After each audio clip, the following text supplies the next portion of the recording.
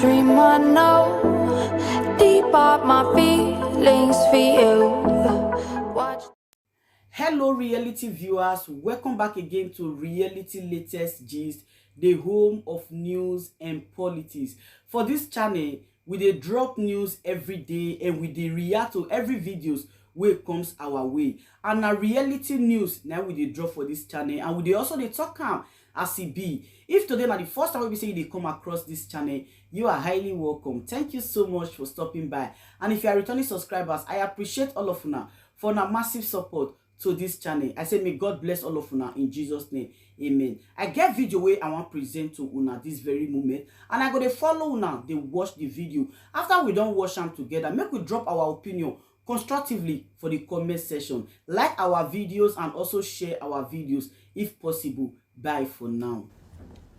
After a few weeks of back and forth between the Ecowas leaders and military leaders in Niger, the Ecowas leaders were saying that they are ready to go, that the standby force is waiting for the order to invade Niger. On the other hand, the military leaders in Niger were saying that they will not negotiate except sanctions are removed, and that they will try the former president Bazoum for treason. The two sides have now ended up at the negotiating table. General Abdurrahman Tiani finally met the ECOWAS envoy led by Omar Toure, the president of ECOWAS Commission, and Nigeria's former head of state Abdulsalami Abubakar and the Sultan of Sokoto. They met the deposed president Mohamed Bazoum, whom Abubakar said is in good health with his family. He didn't reveal anything about the meeting they had with Tiani when he was asked by pressmen outside the presidential palace. In the meeting Tiani had with the ECOWAS envoy, he outlined his plans, saying, "Our ambition is not to confiscate power." He said that the transition period will be up to 3 years. He called on political parties to submit their vision for the transition within 30 days.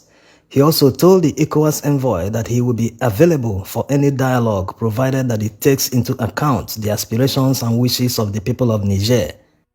General Tiani promised the ECOWAS envoy that he will release the deposed former president Mohamed Bazoum if the ECOWAS sanctions are removed. It remains to see if the ECOWAS leaders will see this offer as a bargain. But why wouldn't they? They've been demanding the release of Bazoum. Even France and the United States have demanded for his release. So since it's one of their main objectives, they should seize the opportunity and end the stalemate. They should stop the thinking that they have the upper hand in the negotiations, that the coupists must do as they demand. That's not how it works, except they are already determined to do it violently, which means all they've been doing all along is just buying time. The truth is, the main objective of the negotiations is to find a peaceful resolution. ECOWAS leaders first demanded the reinstatement of Bazoum. They later shifted ground and asked for his release, which they've now offered to do. In return, they are asking ECOWAS to remove sanctions. It's also not clear if the release of Bazoum will come with conditions like not allowing him to travel outside Niger and all that. No one knows whether they will confine him to a house arrest. This is because Bazoum leaving the country might be a guarantee that Niger will be invaded. They will no longer care about Bazoum and his family being casualties in case of a conflict. It might present the opportunity for them to say, yes, this is the time to invade, let's invade. If we are able to secure the presidential palace, we can bring Bazoum back and reinstate him as president. The question is, will that be easy? How long will they continue to provide protection for him even if they are able to achieve it? It's better to take this offer and put pressure on Tiani to shorten the transition period to less than half of what he has proposed. That way, everybody can go back home and solve their internal problems.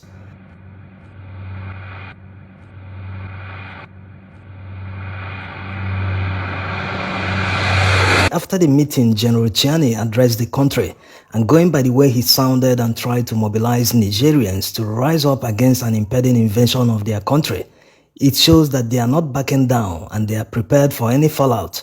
Why wouldn't they? It's only a tree that will not run after hearing they want to cut it down. They are seriously preparing for a showdown with any invading force.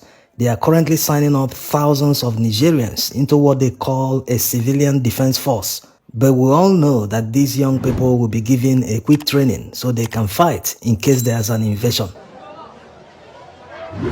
Meanwhile, around the same time the meeting was holding in Niamey, Niger, A Russian cargo plane that departed Moscow with a stopover in Damascus, Syria, landed in Bamako. This cargo plane was used in transporting Wagner forces in the past, and with a stopover in Syria, it can only mean one thing.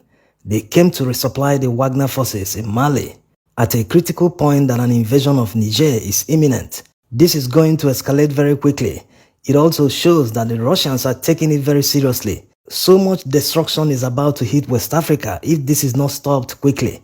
The Wagner forces, if they get fully involved in Niger, the outcome can only be imagined, because these guys are known for using high-handed heavy force, which leaves a trail of massive destruction in places they operate in.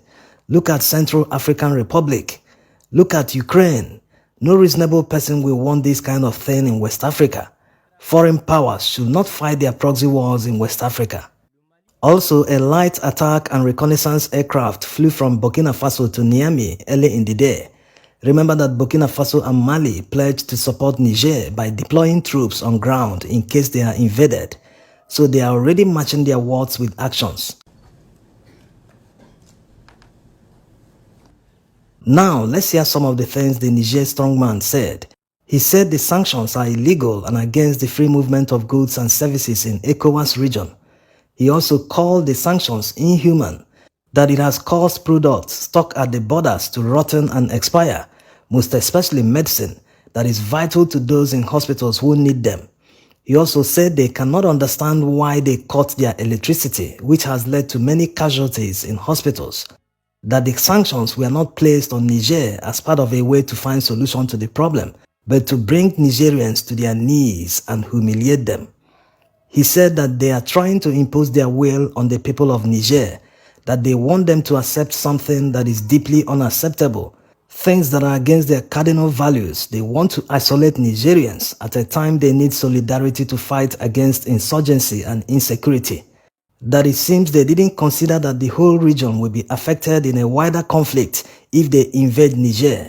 That it seems they ignored the fact that Niger acts as an impediment that prevents insurgents from overrunning the entire region. That in many neighboring and far countries, including Ecowas and non-Ecowas members, visionary leaders and many people have expressed their opposition to any intervention that will open the Pandora box. That the actions of some external forces that tries to make caricature of the leadership in Niger is not the reality on ground.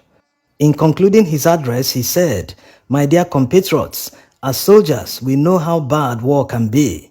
As Nigerians and as West Africans, we find it terrible to go to war against our own brothers, who yesterday we fought together to secure our region." Nigériens, mes chers compatriotes, en tant que soldats, nous connaissons le prix d'une guerre. En tant que Nigériens et Ouest-Africains, nous trouverions tragique d'aller en guerre contre nos frères d'armes aux côtés desquels nous étions engagés hier pour sécuriser notre région. This last line is very emotional and the sentiments is shared by many neighboring countries.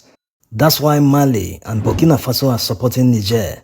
That's why Chad said they will not get involved or support any military intervention in Niger. Many Nigerian soldiers participated in a task force against insurgents in the northeastern part of the country and all border communities of Niger, Chad, and even Cameroon. All these countries contributed troops to the joint task force. So they all fought together like brothers and sisters, like one huge family against a common enemy. Telling one of them to fight against each other is awful and might lead to some soldiers resigning from the army.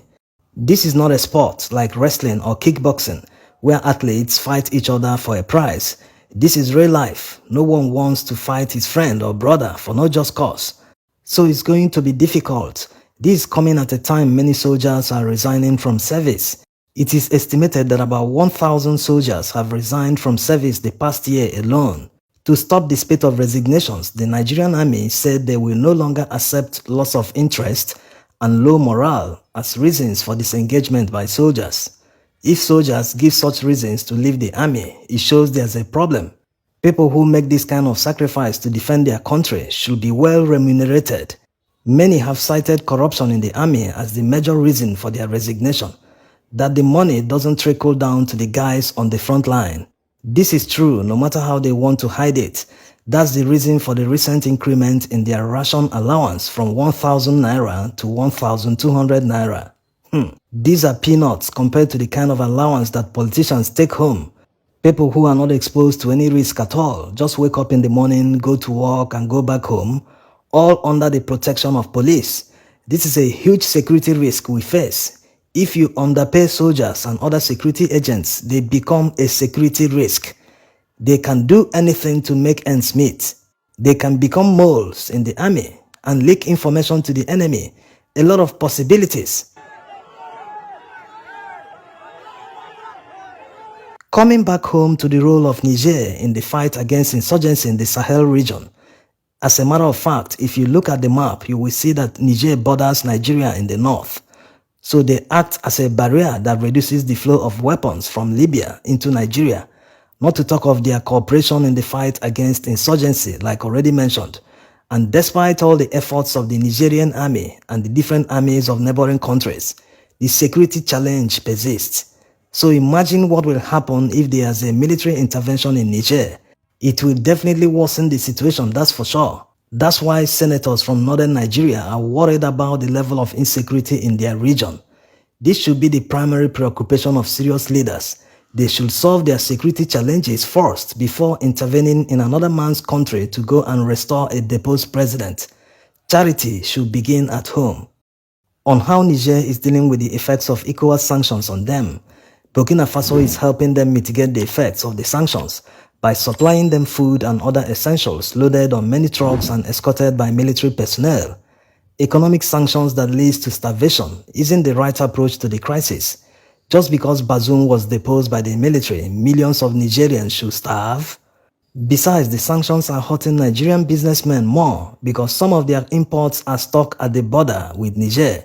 Most of them will lose their capital or default on their bank loans. It is hoped that ECOWAS leaders will see reason and take the offer made by the Niger strongman and quickly remove the sanctions. From there, they can now mount more pressure on him to quickly get on with the transition program to civil rule. Thanks for watching. So if e dey right, una still leave una comment below. If e dey bad, una still leave una comment below. Una remember say everybody gets freedom of speech. Okay? All right. Thank you very much.